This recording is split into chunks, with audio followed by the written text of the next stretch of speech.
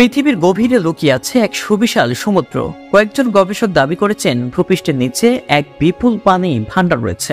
শুধু তাই নয়, নীলাভ পাথরের মধ্যে নাকি এটি লুকিয়ে রয়েছে এই সমুদ্র। পৃথিবীতে এখন অন্যতম বড় সমস্যা পানির সংকট। অনেকে দাবি করেন যদি তৃতীয় বিশ্বযুদ্ধ হয় তবে তা হবে পানির কারণে। বিশ্বের মোট জনসংখ্যা প্রায় 2/3 মানুষ প্রতি বছর কমপক্ষে 1 মাস প্রবল পানির কষ্টে ভোগেন। এই সমুদ্রের পানি কতটা ব্যবহারযোগ্য তা নিয়েও আলোচনা চলছে। এই সমুদ্রের আকার আয়তন নিয়েও কৌতূহল দেখা দিয়েছে। গবেষকদের দাবি বিশ্বের সব মহাসাগরের আয়তন যোগ করলে যা হয় তার 3 গুণ আয়তন এই নতুন সমুদ্রে। রিংডেউট নামে এক নীলাভ পাথরের মধ্যে নাকি রয়েছে এই সমুদ্র। নর্থ ওয়েস্টার্ন বিশ্ববিদ্যালয়ের গবেষণার নেতৃত্বে থাকা গবেষক স্টিভেন জ্যাকবসেন জানান, পৃথিবীর বেশিরভাগ পানি আসে ভূপৃষ্ঠের নিচ থেকেই। তিনি বলেন, রিংডেউট পাথরটি স্পঞ্জের মতো। এই পাথরের জল ধারণ করার ক্ষমতা অনেক বেশি। রিংডেউট পাথর কিভাবে এত জল ধরে রাখতে পারে?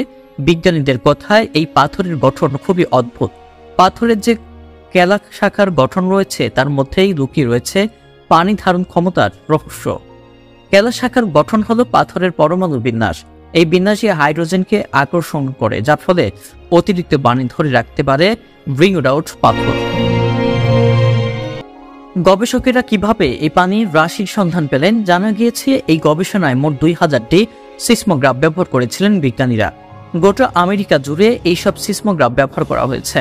সিসমোগ্রাফ যন্ত্রগুলোর মাধ্যমে 500টি ভূমিকম্পের তরঙ্গকে পুঙ্খানুপুঙ্খভাবে বিশ্লেষণ করেছেন গবেষকেরা। গবেষকদের দাবি, তরঙ্গগুলি পৃথিবীর অভ্যন্তরীণ স্তরের মধ্যে দিয়ে যাওয়ার সময় কিছু জায়গায় তার গতি কমে যায়। কেন এই গতি স্লোথ হয়ে গেল তার অনুসন্ধান শুরু করেন বিজ্ঞানীরা। সেই অনুসন্ধান করতে গিয়ে পৃথিবীর গভীরে থাকা এই বিশাল পানি ভাণ্ডারে খোঁজ পান তারা।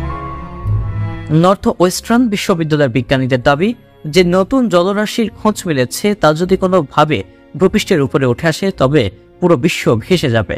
এভারেস্ট সহ পৃথিবীর কয়েকটি পার্বত্য এলাকায় জলের উপরে থাকবে, বাকি সব তলিয়ে যাবে জলের নিচে।